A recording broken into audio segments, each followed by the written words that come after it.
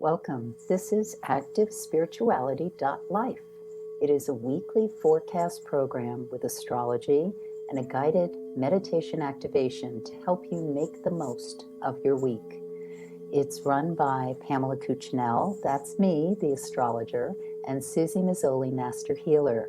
We invite you to find out more about our individual work. Suzy Meszoly, SuzyMeszoly-healer.com, or insightoasis.com for astrology. You can also find both of us at activespirituality.life, and we look forward to your joining us every week. Please share with your friends. Here we go. Welcome, everybody. It is already week 4 of this new year, 2023. And for those of you that celebrate the Lunar New Year, Happy New Year for yesterday, the weekend. And Pam's going to let us know all about January the 23rd, that week, starting Monday. I'll be back for our meditation as usual. And hi, Pam. What's in store for us this week? Yes, hello. And here we are in the year of the rabbit. So it's, as I said, for those of you who have or have not yet listened to our annual recording, this year is going to be more about creativity, movement, adapting to the changes that are all around us. So on this day, the 23rd, the moon is in the sign of Aquarius still after that new moon energy yesterday. And it still holds energetically a big charge for a lot of transformation and good fortune.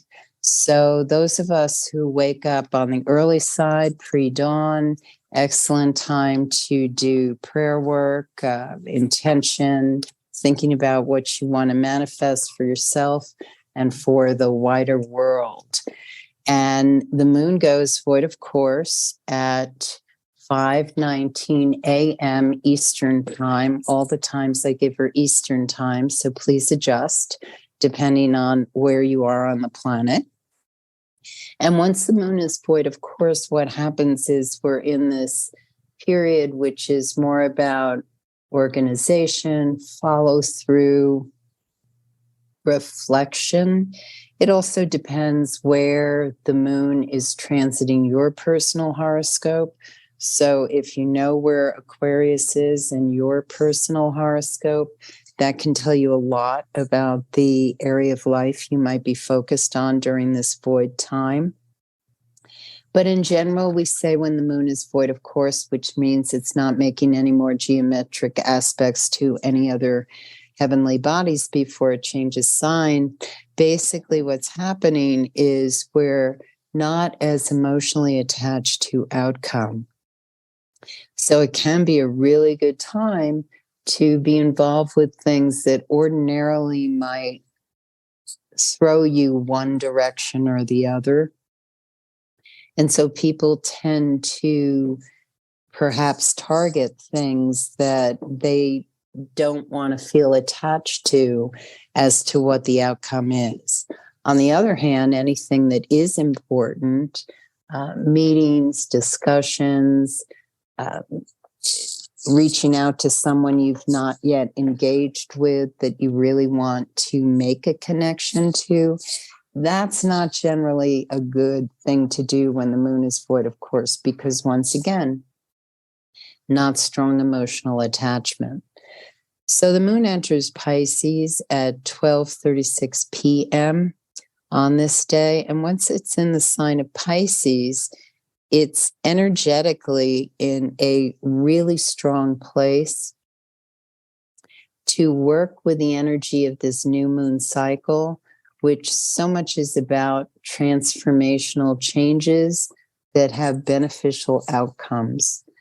And what happens is the nice thing about when the moon is in Pisces, which some people don't find it so easy because it's a water sign, it's mutable energy, it's very amorphous. So people who have strong Pisces placements know that they can be very sensitive to the world around them. And this has its pluses and minuses, because when we think of that kind of sponge energy, we want to absorb what we want to absorb, not necessarily everything that's around us.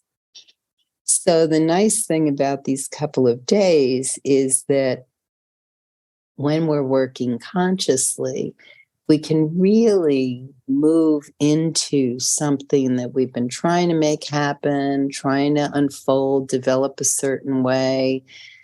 Because one of the things that's going on is that the other planets that the moon will engage with as it travels through the sign of Pisces is showing that this is really an excellent time to step up, to tap into the energies that give us revelation, that offer us change. One thing that is important on Monday, once the moon is in the sign of Pisces and in the afternoon, late afternoon, evening, is that some people may be feeling angry, frustrated, wanting to cite or air out a grievance. And this isn't necessarily bad.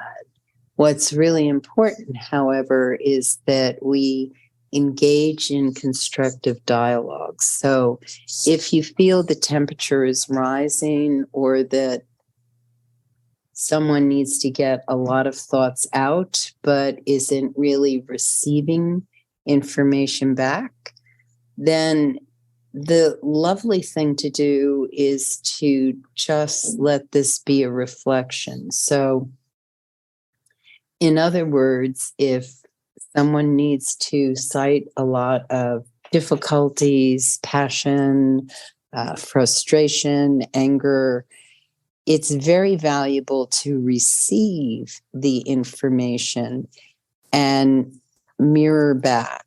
So the imago work, where someone says, this is how I feel, or this is how I see things, and to reflect back, I hear you say you feel this, I hear this is how you see things, so that you can really open up what might otherwise be an impasse to soften the dialogue and get it's the thing about when we have very strong beliefs, passions, and anger, and certainly be part of that, frustration, is the foundation of that can get very compacted. It can be very hard. There's not a lot of movement or area to move it. But over these next couple of days, there's so much ability to work that soil, soften ideas, bring in different perspective. There's so much power in being able to receive another's point of view, even if it feels very antithetical or threatening, and then speak it back so that the person who's throwing it out can actually hear how it's received. And so there can be great movement when I look to Tuesday, where a lot of softening, receiving, being able to work different dialogues and situations can absolutely happen. The other thing that's going on Tuesday, which is incredibly auspicious, is that the sun in Aquarius makes a sextile picture to Jupiter in Aries.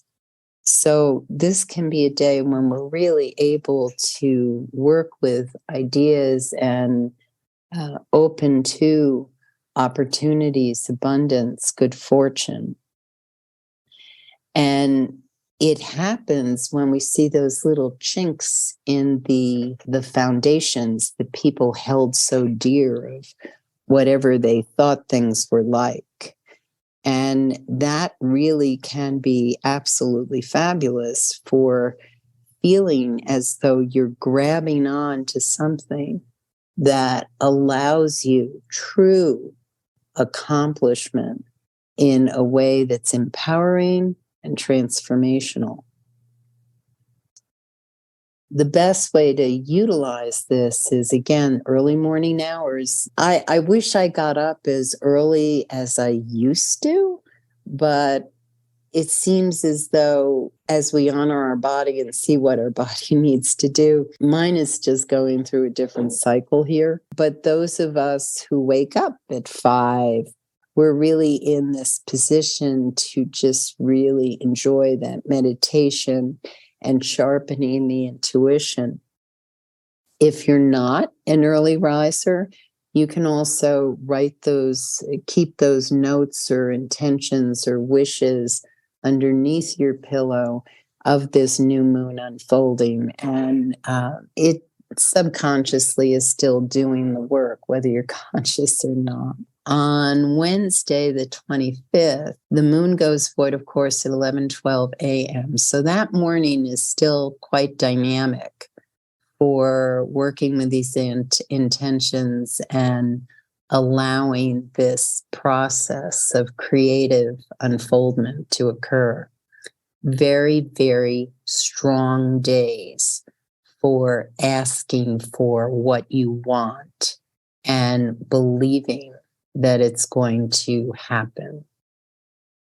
The moon goes void, of course, at 11:12 a.m. on Wednesday, and it enters Aries at 1:48 p.m. Now, once it enters the sign of Aries, we're in this time where the energy isn't as flowing as it's been the past few days. And part of the reason is that we have a lot of big energy that's coming in. The planet Jupiter is in the sign of Aries. So the moon Jupiter conjunction speaks a lot about this is what I want and I want it now. And so that can be fabulous for some of us. And it may work really, really well with big ask, big personality, big reach. The important thing is to keep in mind that whatever that big ask, big reach, big grab is, that there is a reckoning that comes with it. That means that I'm not necessarily talking karma unless it's something that was grabbed that wasn't really intended for the person who grabbed it to grab it. But I am speaking about how it's really important that whatever it is that you might want, embrace, go for, is something that you're really equipped to handle. And what I think of when I look at this and the power in it is that it's just because we might want a certain machine or weapon or car, just a thing, whatever that may be, or it could be a position. I want to be the leader of this group. We have to be able to really deal with everything that comes with it. So somebody can want power, can want to be the head or the person in the room that everybody's looking at, but you have to be able to handle it. And I'm remembering,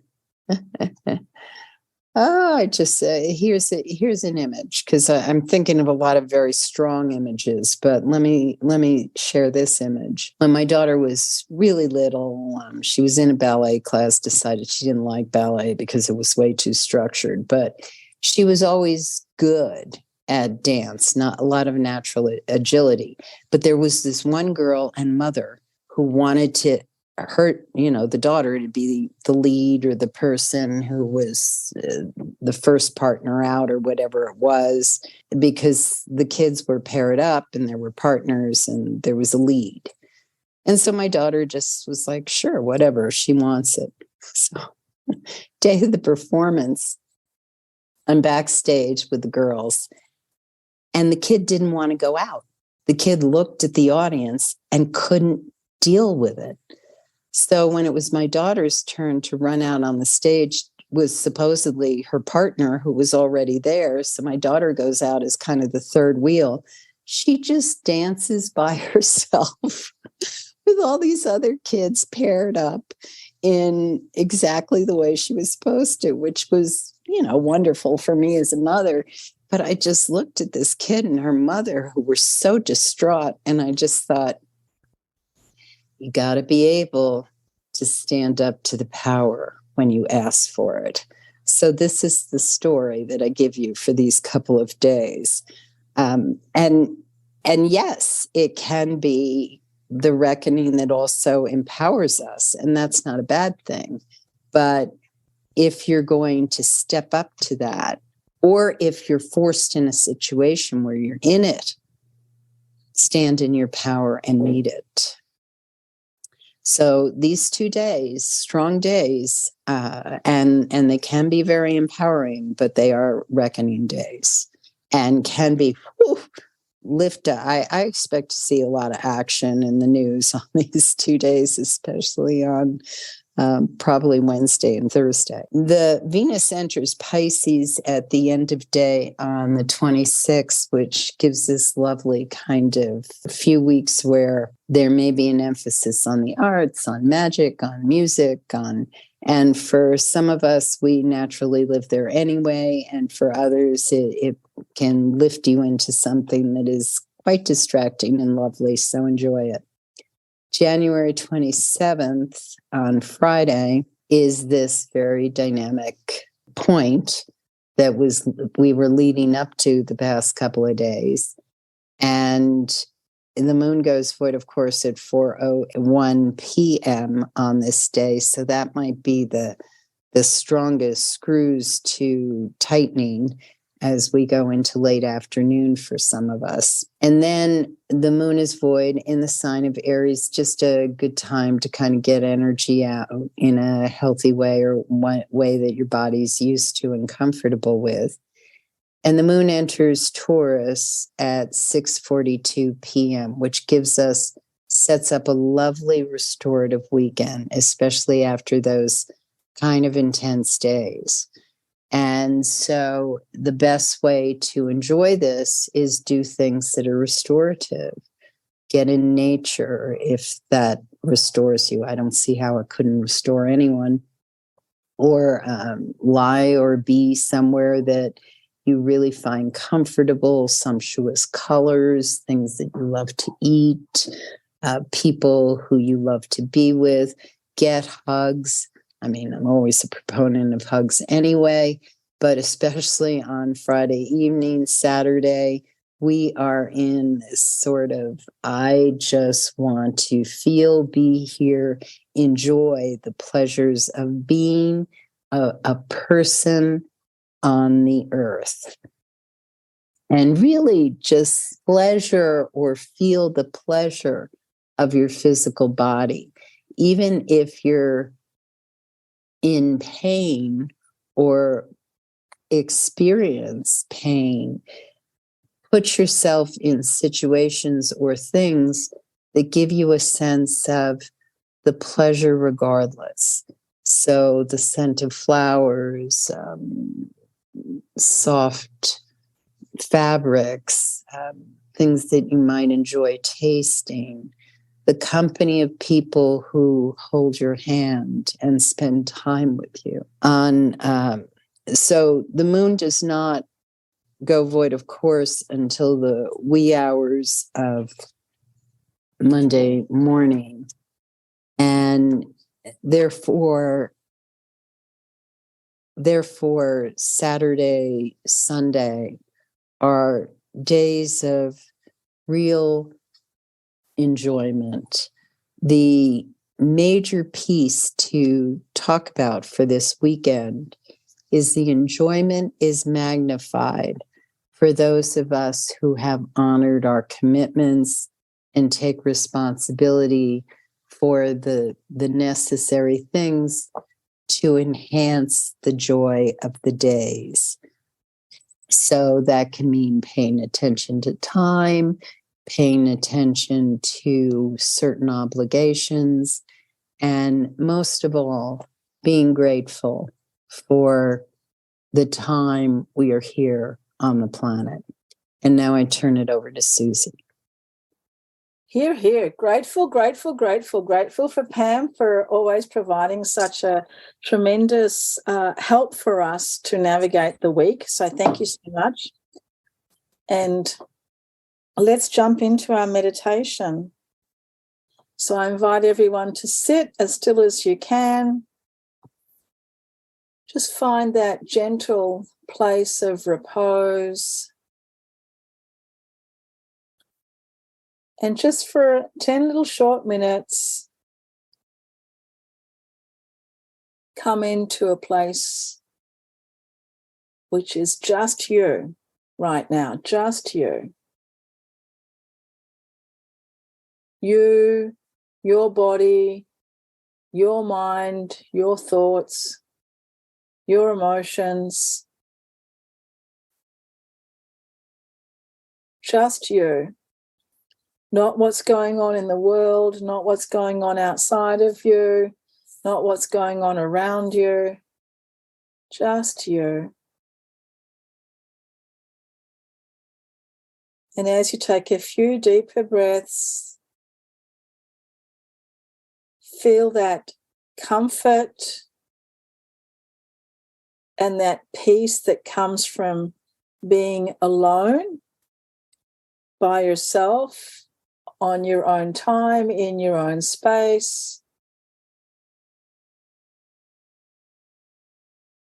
And as you take a few more breaths, just feeling the body settle down.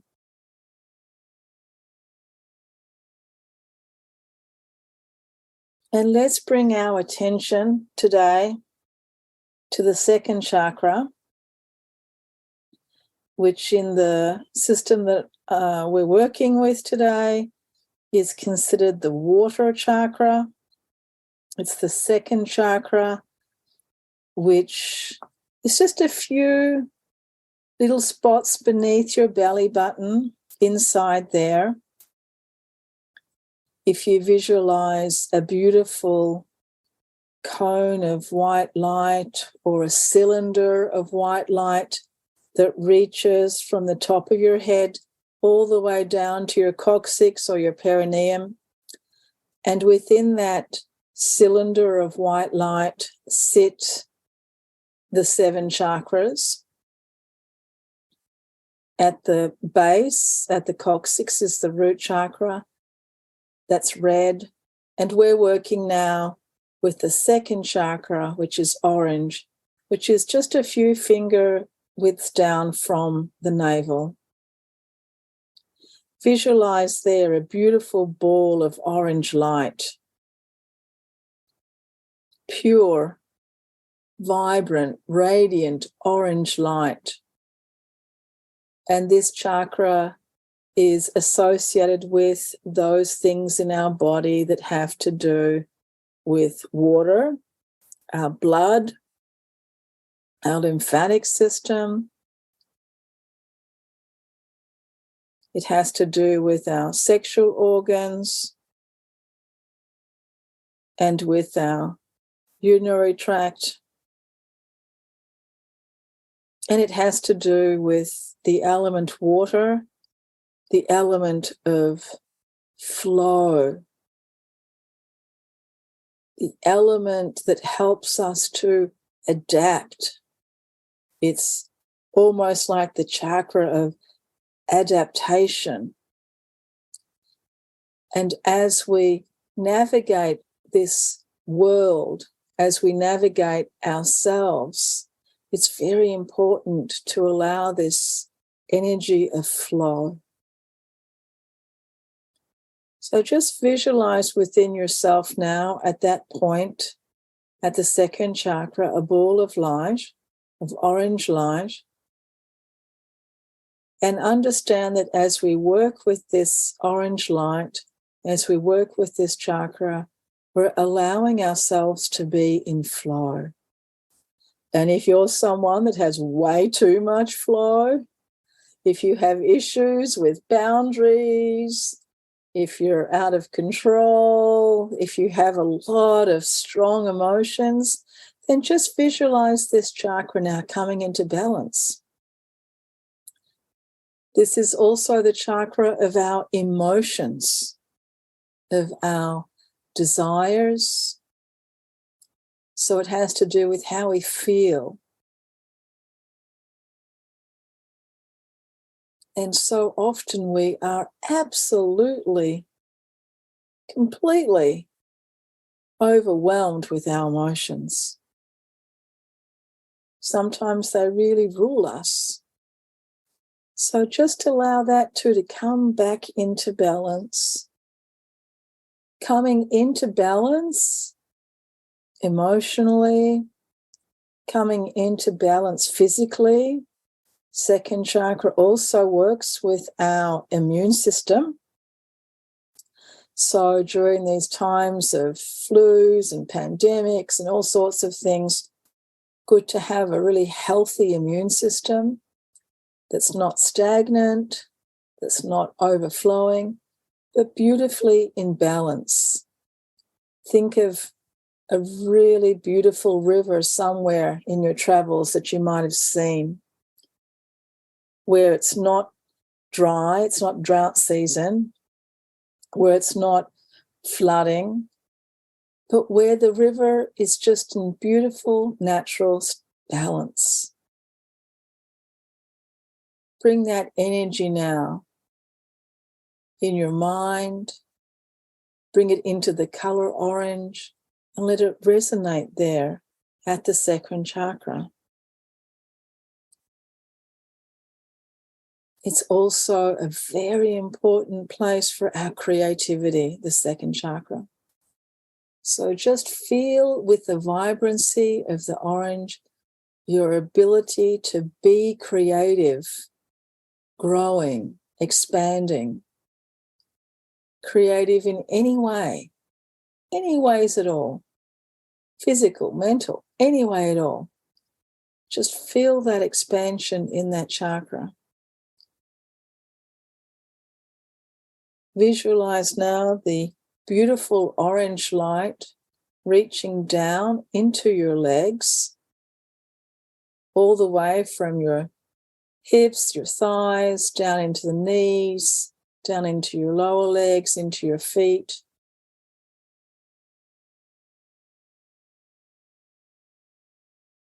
And just visualize the flow through the blood vessels, healthy flow in the lymphatic system.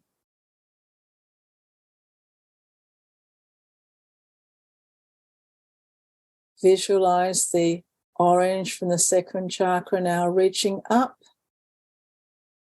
through your trunk, through your abdomen, up through your lungs, your chest, bathing all of your internal organs with orange light, with healthy flow, healthy emotions, vibrant creativity. Visualize the orange light reaching up through your shoulders that are relaxed, through your arms, down into your fingertips, and feel that orange light just flowing into those fingertips that are bursting with creativity.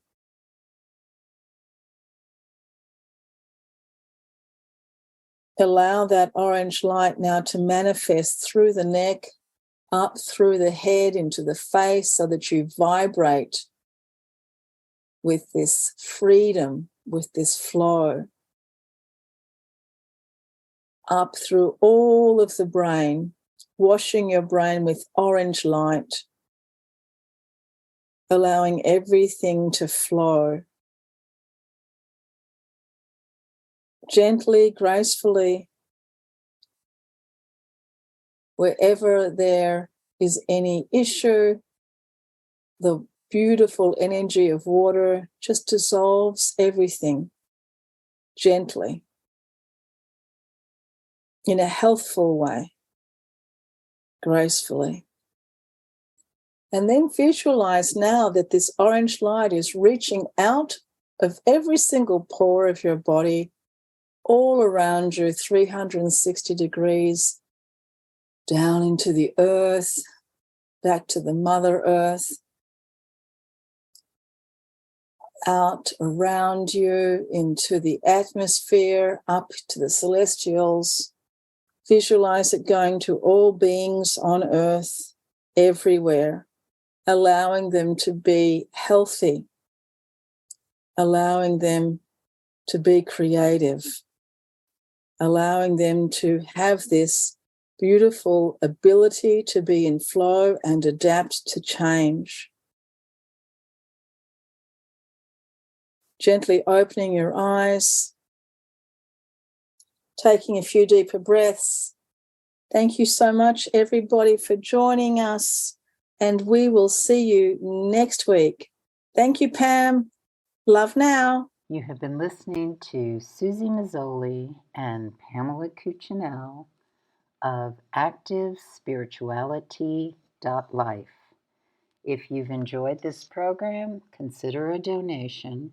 You can find the link for that, ActiveSpirituality.life. Regardless, we look forward to having you join us again for next week's podcast. Please share and have a great week.